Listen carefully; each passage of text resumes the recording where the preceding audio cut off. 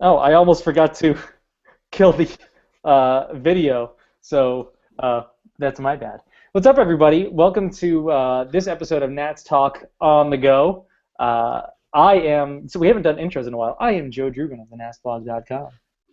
And I am Ted Cruz. Well, I am so impressed that you pulled that out of your hat without any preparation whatsoever. Sorry. That used to actually be a thing. We used to do that all the time. Yeah. Oh God. So we're calling this episode, well, by we, I mean I've decided to, and Craig's going to have to deal with it, the We're Not Freaked Out, but This Is Concerning episode of Nats Talk on the Go. Are you Yeah, okay? Are you okay with that? That's fine. I'm gonna try not to invoke 2013. Yeah. Well, you But just did, though. well, yeah, but that was my way of saying I'm gonna try not to. All So right, when that's I do, at least I tried. fair. Or you told people you were going to try. Okay, that's fair. Well, this is the just a quick line here that I'm going to say at the beginning of the podcast. We both had really weird days, and I imagine this is going to be a punchy show. Yeah, it was a strange day. I saw two New Mexico license plates, Yeah, that just alone is weird. which is just strange because we're not in New Mexico. Or really Or anywhere close to it. And one of them, oh, I'm going to tweet this right now so people can see it. One of them wasn't like a Google car, but it was one of the ones with like a big camera thing on top. Oh, nice. So I don't know if it was like a mobile like weather station or something, but yeah. Yeah, that's fantastic. I love that. I Yeah, love the so weird things that you don't know why they're happening. yeah, So so yeah, strange day for both of us, but I've got beer now and I've got baseball on my TV. And by you're, baseball, I mean hockey. I was gonna say you're totally lying right now. You definitely have hockey on. I do have baseball on, and I can tell you now that Bryce Harper just got his 18th walk in 20 games this year. So that's pretty cool. Overrated. Yeah, yeah. So since if you're tuning into this not live, we are watching Monday's game. Well, I am watching Monday's game between the Nats and the Braves. Doug Fister's on the mound. Craig is watching the pivotal game between the Capitals and the Islanders. And I wanted to point out some stuff. Doug Fister is pitching today's game for the Washington Nationals. He In terms of runs given up, he's pitching just fine. He's given up just 1 run in 3 innings so far at the time of recording. But I wanted to call out my good friend Dave Nichols of District Sports Page. Oh, you're going to mention the velocity? Yeah, so Fister, he Ugh. tweeted out, I'm sorry, Nichols tweeted out just a few minutes ago about Fister's velocity during this game. He has him between 83 and 87 miles per hour. To put it in perspective, his career average is 88.5 miles per hour. Right. His average career velocity, And he's topping at 87. yeah, exactly. His average career velocity is faster than where he's topping out right now. Hopefully it's just a quirk of Marlins Park. Well, Because I know or excuse me, I'm sorry, I'm an idiot. yeah, Hopefully it's a quirk of Turner Field.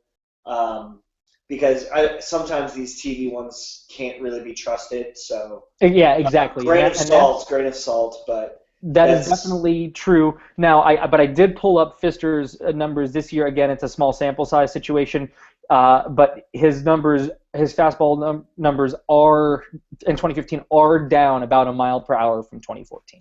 he's not the only one of the national starting pitchers that's struggling with velocity. Jordan Zimmerman as well. He's down almost 2 miles an hour, which is Yeah, probably contributing to some of his poor results thus far. yeah. Jordan Zimmerman's really the big one. Fister can live with some lower velocities because as long as he's getting the movement and he's getting the ball down in the zone, he can live with that because he's a ground ball pitcher and he's not really going to strike anybody at all out. But Jordan Zimmerman, also not a strikeout guy, but he kind of has in his career so far lived in that 95 mile per hour zone on average. And if he's going to if he's going to be in the 92, 93 range for Jordan Zimmerman, that's certainly more concerning as far as the pitching rotation goes. Yeah, definitely. Because Fister's, like you said, Fister's used to working like this. I mean, this is Exactly. Fister's thing. Yeah, I mean the difference between 87 and 88 is not that significant because if you're that low, you've got a lot of movement on your pitches if you stayed in the major leagues this long. Now, if he's throwing 83 and 84 on his fastball with some regularity, then that's really bad. Right. That's Levon Hernandez at 40. Yeah, that's Um, Jamie Moyer. yeah, exactly. So that's definitely something to keep an eye on. There are just general velocity issues with a couple guys coming in in the starting rotation. So I figured it was worth pointing out, considering Doug Fister's pitching at time of recording. So I figured it was worth bringing up. It was pertinent. It was pertinent to the conversation. Very nice. So no, go ahead, go do it. No, I was gonna get to the inevitable, which we've been dreading ever since we decided to podcast tonight. The Nationals had a dreadful week. Yeah. An absolutely terrible week. Sans one game, and even that one game was a terrible game. Yeah. I'm, of course, referring to Tuesday night's affair at Nats Park against the Cardinals, where Drew Storen blew yet another save against the Cardinals, and the Nationals needed some walk-off heroics by Newcomer, and all-around, dare I say, Nats MVP thus far, or at least number 2 MVP behind Bryce Harper of 2015, Yunel Escobar. Yeah. He's been great. But other than that one result on Tuesday, the Nationals have now lost 5 straight games coming into tonight. Yeah. Anytime you see something like that, that's not good. Now, I just have to bring this up right now. I'm watching the Nats game, and Bryce Harper just took a weird step going back to first base, and he does not look to be in a good situation right now. Wonderful. So that's what you want to hear. Sorry, continue. Going into the weekend series, we're not going to go over to every game because everyone is depressed and sad, and we're going to try and talk about other things in addition to the Nationals tonight to kind of keep your mind off things. But going into the weekend series, the Marlins, everyone was expecting, including you and I, that the Marlins were going to be pretty solid this year. Not world beaters, but definitely a good ball club capable of getting maybe into wild card contention at some point, if not getting one of the 2 wild card spots. But they've vastly disappointed to start the season. And actually, their manager, Mike Redmond, was on the hot seat going into the series against the Nationals. There was that whole owner, Jeffrey Loria, was not giving him a vote of confidence, all of that nonsense. And the Marlins swept the Nationals. Right. Yeah. And that's 3 games. And that's how, when you look into it, to hear that hot seat conversation and everything happening this early in the year is just so insane.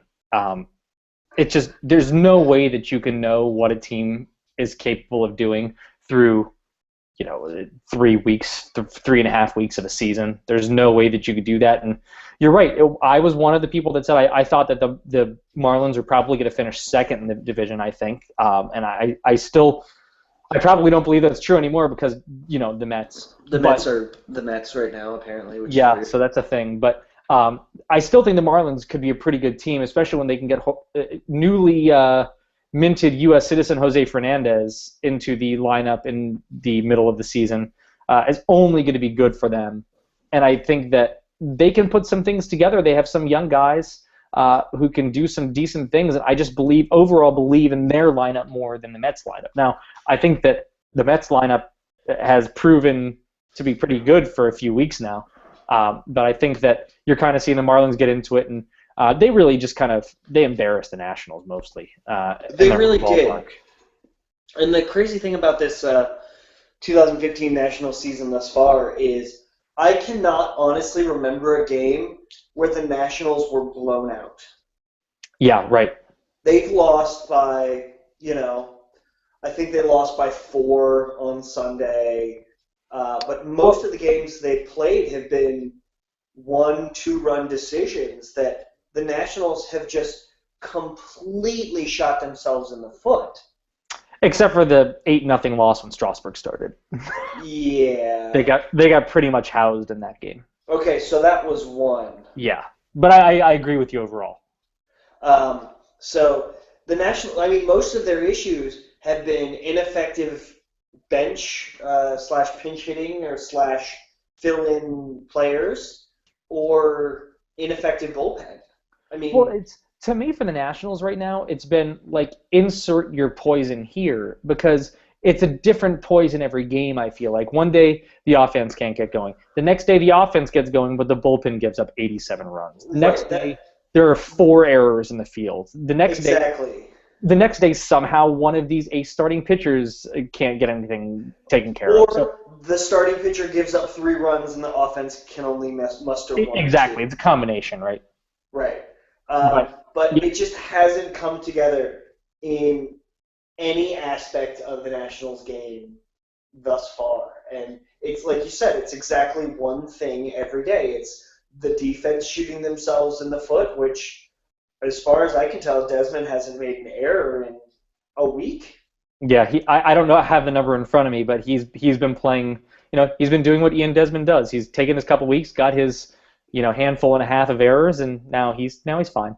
And then you've got Aaron Barrett coming in throwing wild pitches, Drew Storen coming in throwing wild pitches. Yeah, You've got uh, Nationals getting a runner on second base with no outs and not being able to move him past second base. right. It's just been everything and anything, and it's kind of like the Giants, where every 2 years the Giants win the World Series. Maybe every 2 years the Nationals will just forget how baseball is actually supposed to baseball. Yeah, I don't think that's the case, but it's just it's frustrating to watch, and I am kind of an optimist. I am kind of the person when somebody's concerned about results. I'm like I say, talk to me like at the end of June. Yes, I agree. I'm the same way. And if there's still a problem at the end of June, then there's a real problem. Yes. And with the Nationals in 2012, there was still a problem. I'm sorry, 2013, there was still a problem at the end of June. Now, in 2014, they were still below 500 at the beginning of July, and they won the division by 17 games.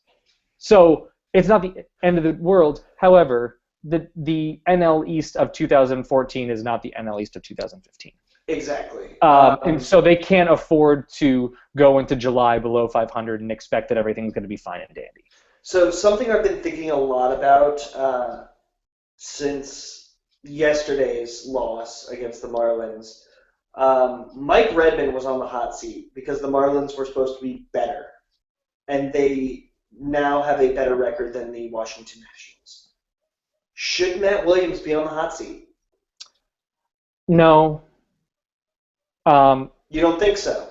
So I'm torn about this, right? I've never been the biggest Matt Williams fan, so Yes. I don't want to come at it from a position of bias. The Nationals are coming off of a season where they won 96 games and won the division by 17 games, and Matt Williams won Manager of the Year, and they have been dealing with a lot of injuries this season, to be sure. So no, I don't think that Matt Williams should be on the hot seat. But I think there does need to be some acknowledgement that the Nationals are playing astonishingly poor baseball, and the lineup on paper should not be playing astonishingly poor baseball. And at some point, that's got to come back to somebody else. Yes, I agree. I think the conversation needs to be had as we're having now. I wouldn't be ready to pull the trigger on a firing, but I definitely think it's something that needs to be discussed because this is a team that, like you said, on paper, this team should be world beaters. I mean, as of right now, they're missing one player. Granted, this was a top 5 MVP vote getter in 2014 at a strong third base. Wait a second, I meant second base position now, which we can talk about if you want. Yeah, maybe. We'll see. Yeah, but see how angry I want to get. On paper, this is one of the best rotations in baseball, without question. But it just hasn't done it. And if it were the case of just can't get hits, BABIP, fluky stuff, yeah. But when there's wild pitches, when there's lack of situational awareness, when there's mental errors to the degree that we have seen mental errors. When there's Wilson Ramos trying to tag out Giancarlo Stanton instead of tossing it to Escobar. That kind of thing. Yeah. When that stuff is happening on the regular, not just once so far this season, but we've seen mental error after mental error. Right. And breakdown after breakdown of communication. I mean, we saw it starting on opening day with Ian Desmond going for that pop-up. Yeah, right. Dan Uggla. Going 70 feet out of his area to try to make a play. And that has, I'm not saying that has nothing to do with the players on the field, but... Sure it does. Of course it does. Yes, it has something to do with the players on the field, but if they're not in the right mindset because of what's going on in the clubhouse or what's not going on in the clubhouse, it just seems like there have been way too many times where they haven't shown up to play baseball. Well, it's the situation where you can't, yes, there are errors happening on the field, and there are mental mistakes happening on the field and everything. You can't fire all the players, right? You cannot, no. But, and this is, a manager is hired to be fired. Yes. The day the manager takes a job, he knows that at some point he's getting fired from that job. Yes. That's the way that sports work in general. There are very few exceptions that prove the rule. Very few exceptions that prove the rule. So Joe Torre, right. What's his face? Tony La Russa. Yeah, Bobby Cox. Jim Leland. That's pretty much it. Yeah. And even Jim Leland. Well, exactly. And Tony La Russa earlier in his career. So, like, it happens at any point with anybody's career. At some point, somebody becomes a scapegoat. Now, I think the Nationals, I do think it's way too early to talk about that. However, I do think that if the Nationals at the end of May are still in last place in the NL East, someone's losing their job. Yes, I agree. I don't know that that's Matt Williams. You know, it could be, a Rick Shue situation like with Eckstein a few years ago, or Fire Eckstein. Yeah, it's something like somebody's losing their job. Right. If the Nationals who were supposed to run away with the World Series are in last place in what was supposed to be a fairly weak division, somebody's got to get fired. So, how much of this blame do you put on Mike Rizzo? Without thinking that much about it, little to none at all. Yeah, I actually put a good bit of blame on Mike Rizzo. Do you? Where do you see that he could have done better? The bench and the bullpen. Okay. I think the bullpen, we were talking about the bullpen being one of the weaknesses. I mean, Tyler Clippard, the Nationals' best reliever over the past 4 years, 5 years, traded away. Yes, they got a wonderful player. They only got the Nats' best offensive player back. Yes, agreed. But that made the bullpen a weakness. And yes, they got Casey Janssen, who hasn't played yet, who hasn't appeared in a Nationals uniform, and the Nationals have also lost their probably second best reliever over the last several years in Craig Stammen to shoulder surgery.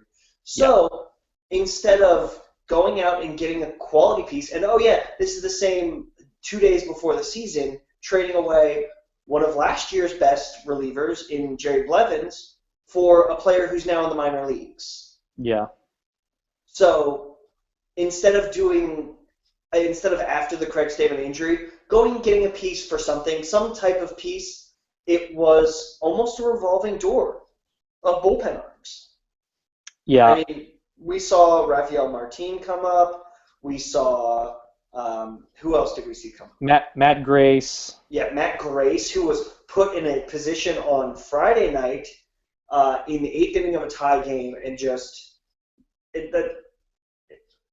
just blew my mind why you would bring in left-handed Matt Grace instead of a veteran in Matt Thornton, but that's neither here nor there. But there's been no move done to improve the ball club from outside other than seeing if a minor leaguer in Matt Grace, in I just said it, Rafael Martin, can get the job done in their very first cup of coffee when the Nationals are struggling. And we're also looking at a bench, Joe, where Dan Uggla is still there. The bench. So Tyler Moore. Yeah.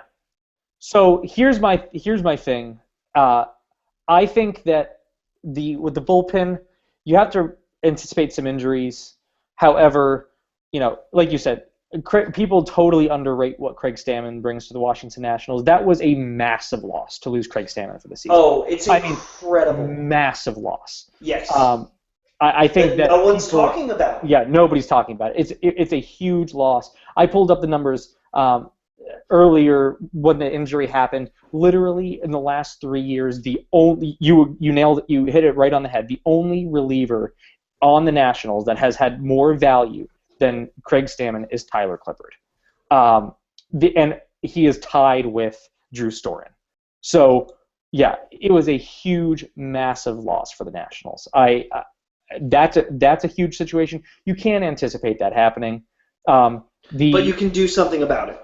Yeah, but I think that I didn't dislike, and I still don't dislike, Mike Rizzo's thought process of saying, yeah, we're going to get rid of Jerry Blevins, who was questionable during the season and very good in the postseason, and say, he's in the last year of his contract, he's going to make a bunch of money, we're going to see what Matt Dendecker can do.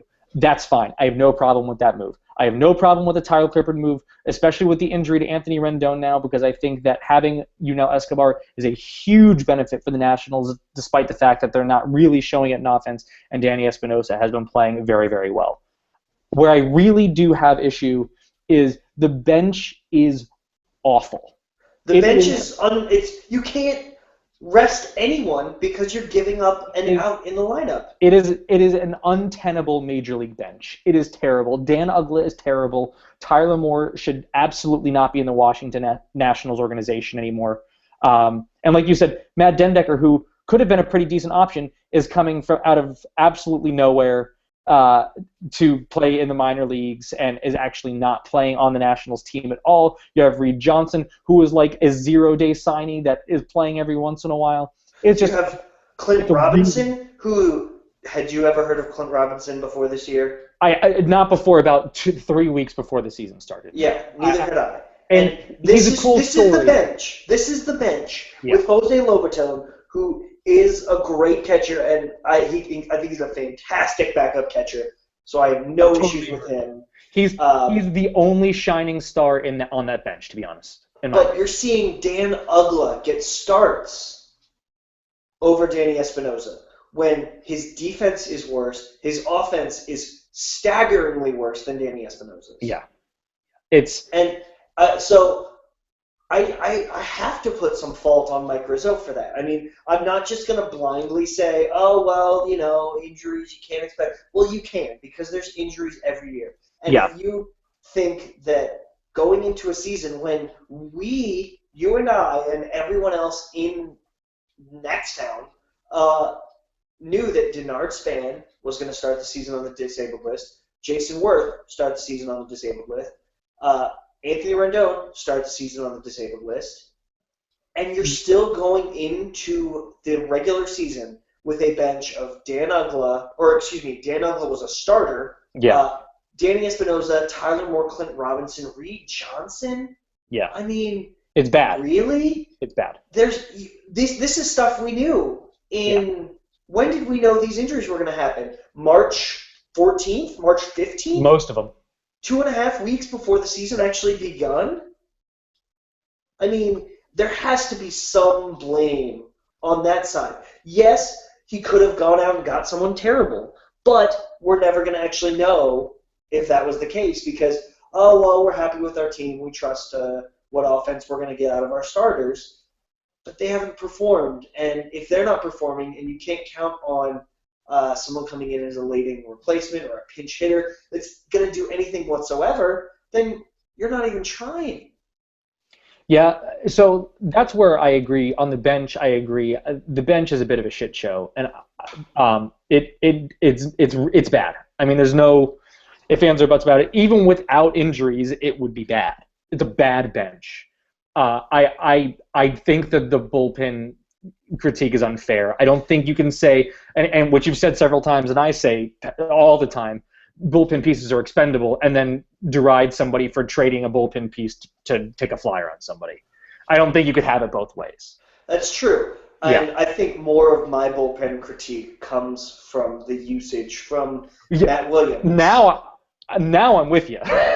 If you put the bullpen critique on Matt Williams, then we're having the same conversation. I think that's more. I mean, he doesn't have the greatest pieces to work with currently. He doesn't. Absolutely. But putting Blake Trinan and Matt Grace in high leverage situations is a giant mistake. And he's done it several times, and it's bitten him in the ass several times. Yeah, I mean, this was you and I. This was our critique up until about September of Matt Williams. He just had no idea how to use a bullpen, and then September was fantastic, which right now I kind of have to ascribe that to the fact that he had a 40-man roster to work. Bingo. I was just going to say that he was good in September because he had 18 guys in the bullpen that he had the opportunity to use, and I didn't want to say that before because you don't know if that's true, but it sure seems to be true now. I don't hate the using Blake Trinan in high leverage situations as much as I hate the Matt Grace in high leverage. Blake Trinan was a major leaguer before, and I don't think that you can say you can't use him in any high leverage situations. And I think that Blake Trinan has the stuff to be in high leverage situations, and I'm a Blake Trinan fan, so I don't think it bothers me all that much personally. But yeah, using Matt Grace or Rafael Martin in high leverage situations is just a dreadfully terrible call. Well, I want to say that so far this season, Blake Trinan has had two fairly spectacular blow-ups in high leverage situations so far. Yeah, he's had two pretty tough games. And yeah, I mean, he's had some rough when they try and put him in the eighth inning. He's just melted down. Except for in that first game. Except for in that where he was lights out and impossible to hit. Right. So I don't know. And then Drew Storen is not showing that he is capable of high pressure. Yeah. The Drew Storen thing's hard for me. I still believe in Drew Storen. I still think that he should be the closer for the Nationals, and I still, that and that and that and that. I believe it all. But I think the trouble in the bullpen happening around him amplifies Storen's issue.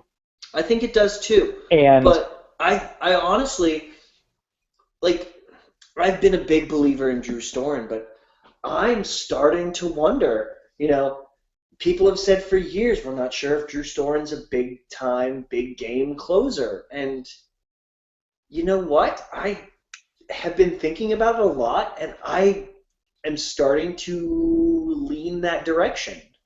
Yeah. Just because, when did he take over the closer role again? At the end of last year. At the end of last year. Yeah. How many games were the Nationals up at the end of last year? A lot.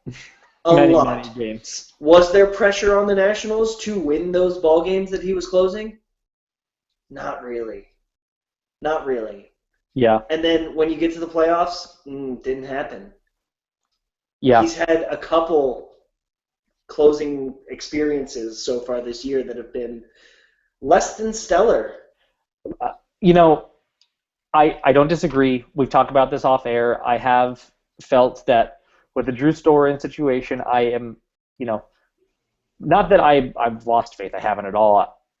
I've started to roll in that direction. The problem I think that Drew Storen is having right now, and I think it's the problem that he's had a lot of times in his career, you can't expect a guy so often to come into situations with one-run games and expect him to hold that one-run lead. Yes. Drew Storen has had a quote-unquote tough 2015 season through 7 games so far. You know what his FIP is?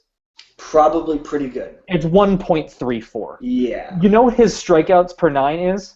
Probably also pretty good. It's 11.57. Yeah. This guy is really effing good. And I think that he's hit some bad luck. And I think that he ends up being in situations. It's unreasonable. It's the Game 2 of 2014 NLDS situation. It's a 1-0 baseball game, and he comes in to record the out that he's supposed to be able to record, and he doesn't record the out. That is an unreasonable request to ask an individual to do 100 out of 100 times. Yeah, it's no one's going to be perfect. So I understand it, but I also think that it's a victim of circumstance situation. I still, and oh, by the way, with all those numbers, you know what Storen's BABIP has been on the year? 444. That's pretty high. It's really high. It's like 150 points above average. And the save that he blew Tuesday night that the Nationals won against the Cardinals, the save that he blew was dinky shit again. Exactly. Sorry, Michelle. I'm sorry. It's I'm nobody sorry, John Fang. I'm sorry. It's nobody making good contact, and that's why it'd be one thing if he was just getting out there and people were just lacing him. But right. Even like if you think back, the single worst moment of Drew Storen's career in 2012, nobody made good contact. No. Things just dropped in shitty places. Yep, just unlucky. And I mean, that's how baseball is. And that's why I'm still totally on board with Drew Storen closing. I'm not saying I'm not. I'm just saying it's turning into more of a trend than I would like. I could get on board with that statement. I mean, I'm not saying. I mean, who else? Blake Trinan. He hasn't been able to do any pressure. The only marginally reasonable option is Matt Thornton. Right. Because he's done it before. Right. Drew Storen has the stuff. I just am starting to have a couple concerns about his bulldog mentality. Yeah. His makeup in getting the job done. Just because this has now happened in big pressure situations several times, and you can say you shake off and you come to the ballpark with a clear head, but no one actually does that because they're human. Yeah, they're human people. They're not robots. They're persons. Yeah. So obviously he's going to see that he didn't do so hot in the playoffs last year. He wasn't the closer for 2 years. Like you said, his worst thing ever was 2012 in the playoffs. And here it is, the Cardinals again on Tuesday. 1-0 game, he can't get the job done. So that's going to creep in. The negativity is going to creep in, but. Oh, and then the whole Cardinal situation just increases the hashtag narrative by such a ridiculous way. Exactly.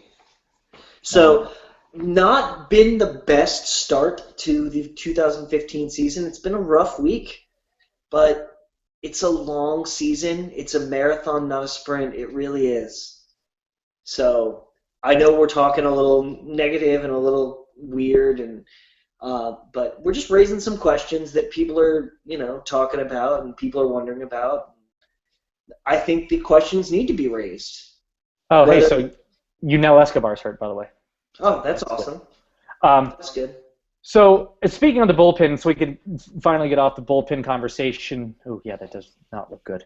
So, the bullpen conversation, our friend Jonathan on Twitter asks us, and I think it's a really great question. I have a pretty strong opinion on it, but I would like to hear what you have to say as well. If the Nats were to try to get a closer from another organization, would they have to give up Michael Taylor, and would we give up Michael Taylor? You know what? I wouldn't, because there'd only be one closer I'd really want to get. I could. Check. Okay, so I could name. I could name 3. Okay, well, closers that I would take. Not saying that I would give up Taylor for any of them. I don't think I would. But I could think of 3 guys. Yeah, Chapman, clearly. Kimbrel, probably. Kimbrel. Who else? Well, I guess I should say it's not one specific guy, but about 3 different guys from one organization. Nice. the Royals. I Yeah. would take any of the Royals 7, 8, or 9 inning guys and put them at the back of my bullpen and not think twice about it. Yeah. Wade Davis, excuse me, for sure. Kelvin Herrera, who, despite apparently being a little bit of a dick, is just a ridiculously lights out pitcher. And then Greg Holland when he comes back from injury. So Right. I would take any of those guys. And I think they would probably slot right into that ninth inning role, Yeah. to be totally honest. But I personally would not give up Michael A. Taylor for any of them.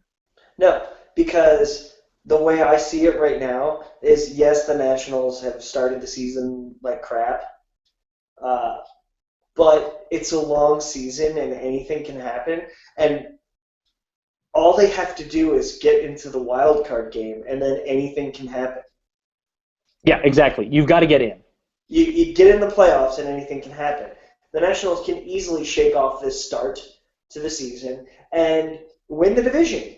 They can easily win one of the 2 wild card spots, and then you win one game, and it's a play-in, and anything can happen. Last year, you saw 2 wild card teams in the World Series. So, Yeah, that's the way it works. So anything can happen once you get to the dance. You just have to get there. You just have to get there, and that's the way it should be. I mean, the Nationals are probably not going to win 100 games like I predicted, which is fine. Which I'm always wrong anyway, so I'm happy being wrong again. But the season's not over. They can bad starts can be turned around quickly. 10-game winning streak, an 8-game winning streak, and it's all gone. Win 8 out of 10, win 12 out of 15. Yep. So I'm with you.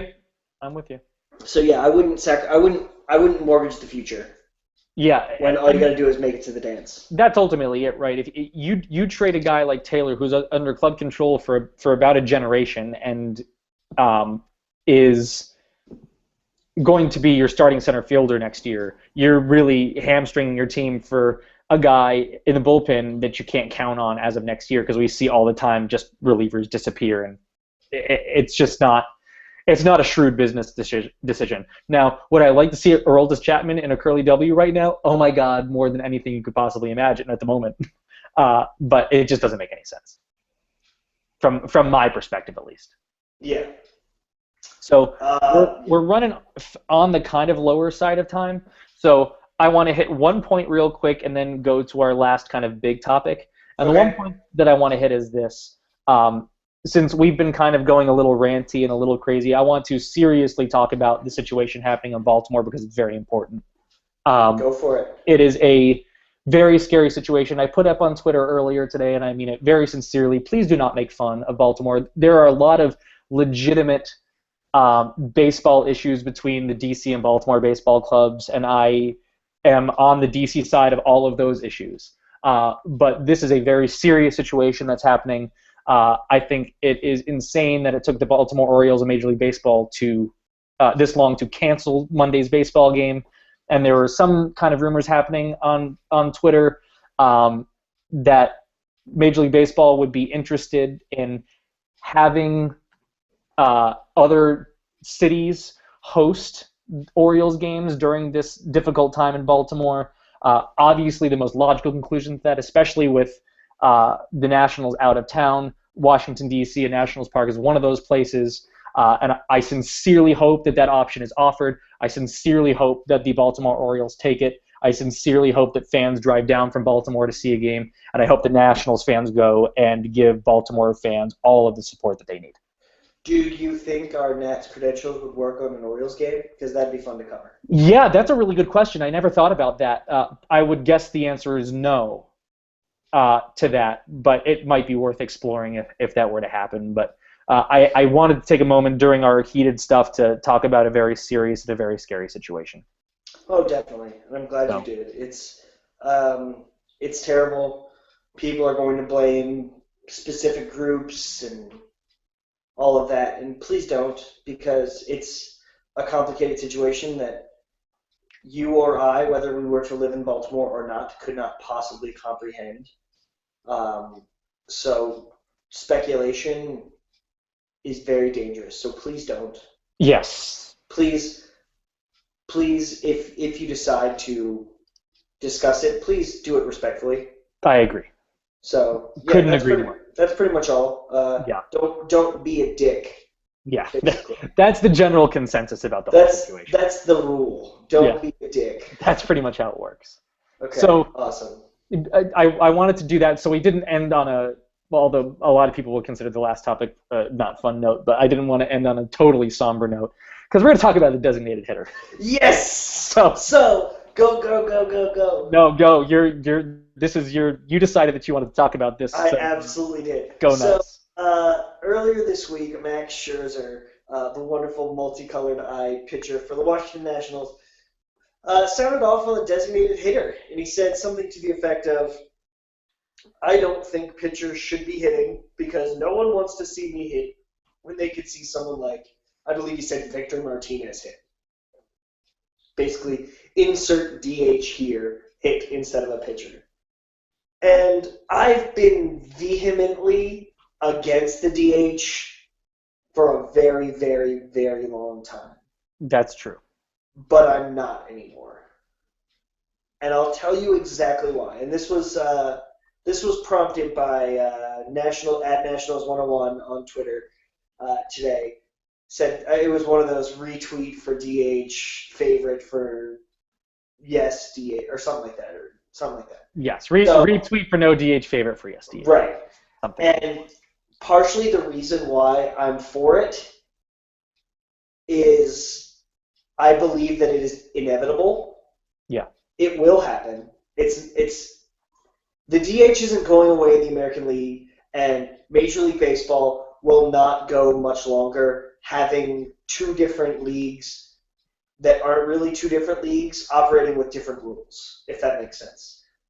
In years past, even I think up until the early 90s, the American League and the National League were essentially separate entities. They had presidents that were, each one had their own president, they had separate rules, they had separate umpires even.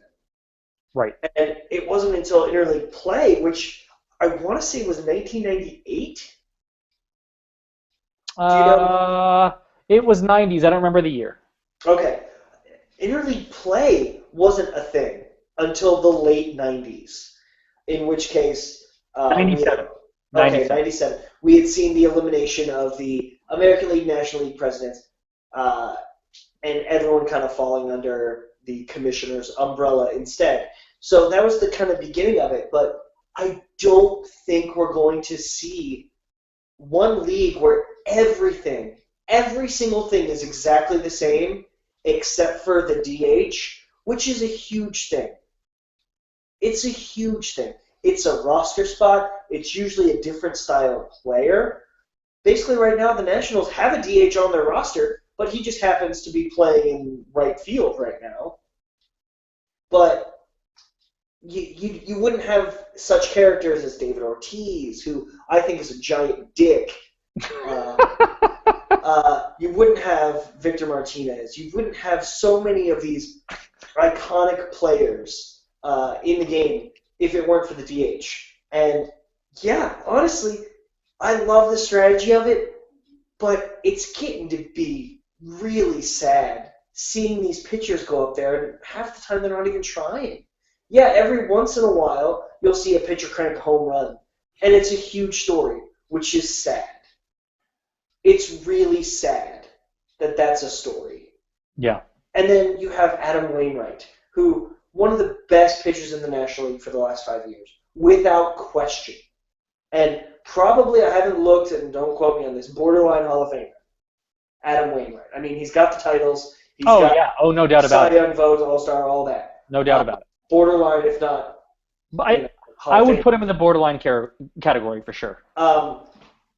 You got him tearing his Achilles while batting.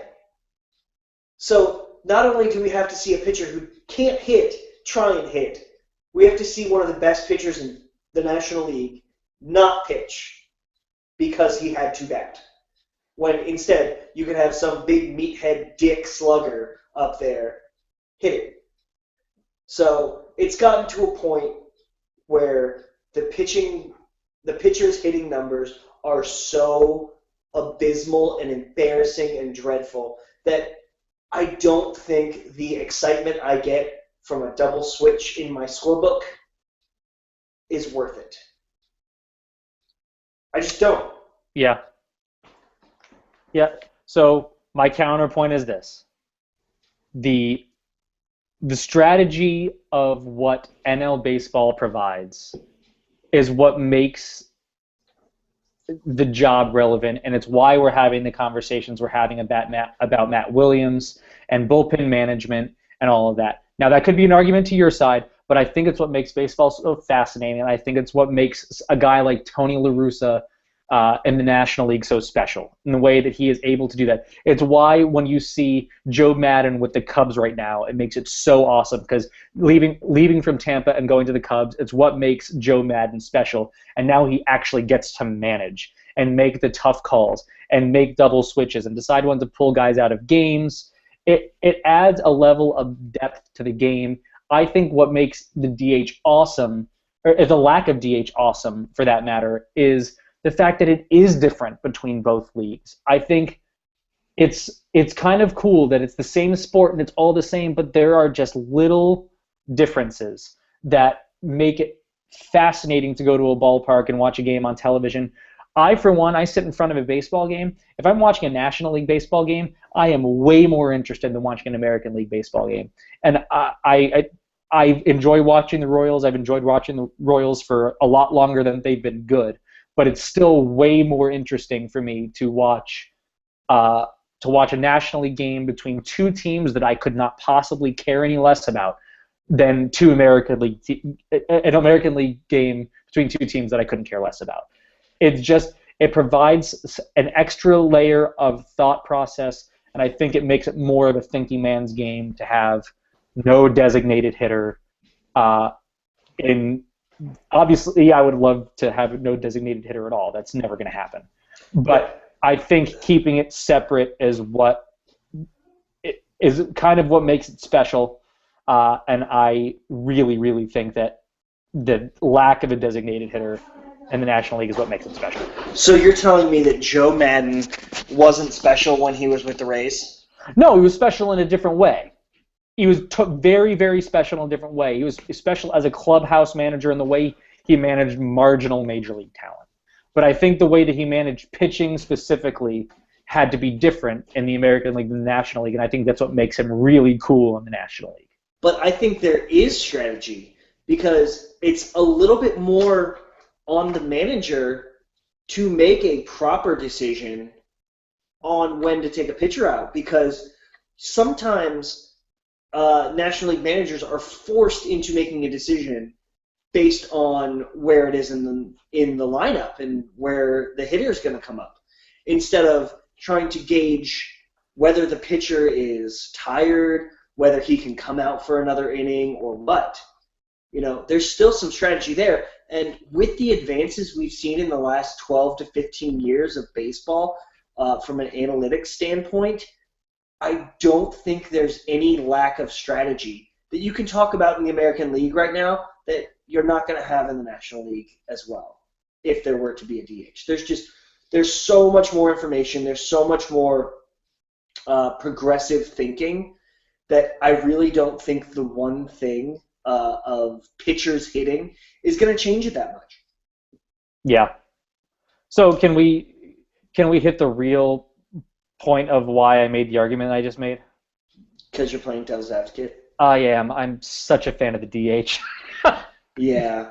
I mean, don't get me wrong. I love the extra added layer. Yeah. But it is, honestly, it's somewhat archaic. It really is. Yeah. So and honestly, chicks dig the long ball. Yeah. And if that's so, I'm kind of a chick. Because Amen, I love big home runs, and I love offense. And right now, with the changes that have been made in baseball from the owner's point that I mentioned earlier, such as defensive shifts, the bullpen bingo we see all the time with matchups, offense is so far down. Yeah. And when I was in my formative years, I guess, my, 10 through 18 years of baseball watching, that was the steroid era. Yeah, right. And there was a ton of offense, and it was so exciting. And you were a fan of an American League team. Yeah, so it was a lot of fun to see, a 10-8 ball game. Yeah. As opposed to a 2-1 ball game where you'll see a runner on base and get stranded there constantly. I love seeing, a lineup flip over, which we're not going to get into the whole is 9 or 10 batting around. No, But I don't want to talk about that. I love seeing, the number 8 little tiny center fielder or whatever, or the number 9 defensive specialist second baseman get up there and turn the lineup over and really keep the cycle going. It's really exciting. And with a pitcher, it's just not there at all. Yeah, I'm with you. And unfortunately, like I agree with all the points you just made about the National League. I don't hate the fact that pitchers hit. I just think in baseball, unfortunately, people get stuck in habits more than other major league sports because of a 125-year history of tradition that changes very infrequently. And it's one of the things that makes baseball great. The fact that it's been 90 feet forever. The fact that all of the dimensions can be a little bit different in every ballpark, and all the things that make baseball unique and are what has kind of kept it the same for so long. And so I am also resistant to change. I don't think that willy-nilly change decisions should be made. But on the same token, I really think that it's time for a change. And the ultimate point for me is this, and it's the point that I make with everybody for all this time. How long can you have two leagues that play the exact same gameplay under a different set of rules? Yeah. And that to me is ultimately the situation. For a while, it's cool because it's different. But then it hits a point where you have team construction between two different sets of teams that are entirely different, and that's not okay. Right. And I mean, how is a National League team supposed to go and compete at an American League ballpark when their roster isn't constructed with a DH? Exactly. It's just not, and there's a reason why I believe the National League has only beaten the American League in overall record once in the history of interleague play. Yeah, and the problem that I have with it mostly is the fact that, oh God, I could just talk on this subject forever. I'm just going to stop. Just going to stop. That's fine. Because I don't feel particularly strong either way. I was trying to make the best argument that I could against it because I used to be in the same camp. I used to be so against it. But honestly, the reason that I am against, I support the designated hitter is because it has nothing to do with the injury stuff at all. I'm sorry, you're playing a sport, you're going to get hurt. It just has nothing to do with that. My ultimate problem is you can't have different sets of rules for that long, and it makes it, and I'm a pitching guy, I love seeing 2-1 games. Like, I love it more than anything. I love a 2-1 game more than I love a 10-8 game. So we're a little bit different there. Yeah. But at some point you have to say the game would be more interesting if the ninth hitter was like a fast little guy. It's just a much more interesting game than, like you said, a pitcher that goes up there that does not care. Right. And the argument, a pitcher that goes up there and just stands there like a lighthouse, exactly, hoping that it doesn't hit him. Yeah, hoping that it doesn't hit him, or if he decides to swing, it runs into his bat.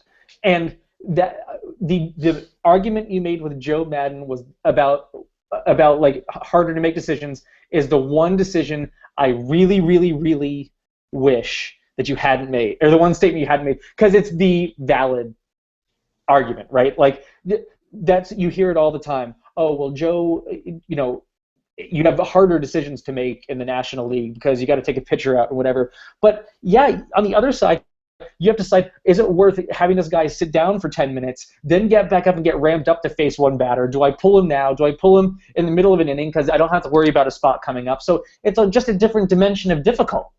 So you're totally right. Everything you said is accurate. And I don't feel particularly strong about it. But I do think that it's probably time to have the designated hitter in the National League within the next 5 years. Yeah.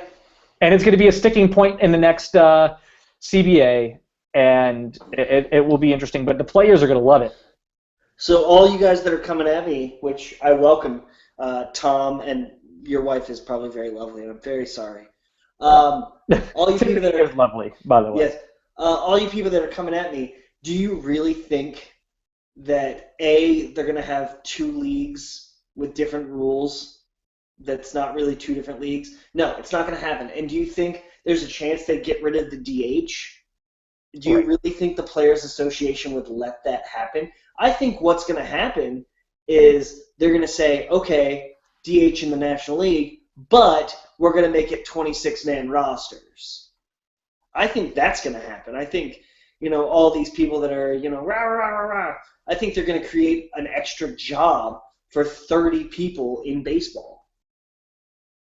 Yeah, and that's exactly it, right? Like it's going to change the entire dynamic of free agency when you have 15 more teams looking for an extra hitter.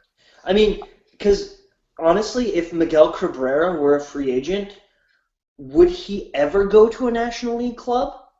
No, because he's terrible defensively, and he hits. That's what he does.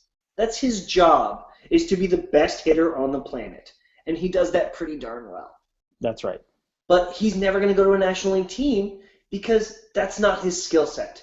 And I think there is a place for that skill set. And I would love to see a player like Miguel Cabrera, or not David Ortiz, because like I said, he's a dick. I would love to see one of these players in DC. I would love to see Adam Dunn not having had to play first base for 2 years and make me cry every day. Yeah, right. Or Michael Morse, There's room for these players, but right now there's only room for them at half the teams, and that's kind of ridiculous. Yeah, I agree. And before we exceed our time here, we're gonna wrap up on that note because I've got nothing else, and it hurts. It hurts. I'm just watching the Nats game, and they're just getting massacred, and it hurts. And I just need to go and cry in the corner for a while. That's fair. So, any last imparting moments before we wrap up? I know this was kind of a what are you guys calling it? The not safe for work Nats talk on the go. Oh yeah, this is getting the explicit tag on iTunes for sure. Yeah, sorry about that. And I know there was a little bit of fire and brimstone and a lot of questioning and unhappy feelings, but it's still early. Still be happy. They'll get there. It'll happen. The Nationals are not going to lose 100 games, so don't worry. Well, and to wrap up on the same point, I saw somebody in the Nats beat writing core who tweeted out after about 2 weeks of baseball that the Nats had the same record that they had in 2009 when they lost 100 and something odd games. Like it's just an unfair comparison, and it's not the same kind of team. The Nationals aren't going to lose 100 games. They're playing bad right now, but there's no reason to believe they're not going to come out of it. But it is tough to watch right now. Keep on keeping on, and we will chat about it again in the next week or two. Go Wizards and go Capitals. Amen. Amen. So that's cool. Yeah, let's see if we can get a real. I think it was Nationals 101 that tweeted this out earlier. If not, I apologize for not giving the right person credit about how great it is that the 3 teams that are. Maybe it was James O'Hara actually. That the 3 teams at the top of the division that in DC that are really fighting out for popularity are the Nationals, the Capitals, and the Wizards, and the football team is nowhere to be seen. And that's pretty awesome. So it's a great thing any way you look at it. Yep. All right, guys, thank you for listening this week, and thanks for, like Craig said, dealing with our fire and brimstone, and we'll chat with you next time.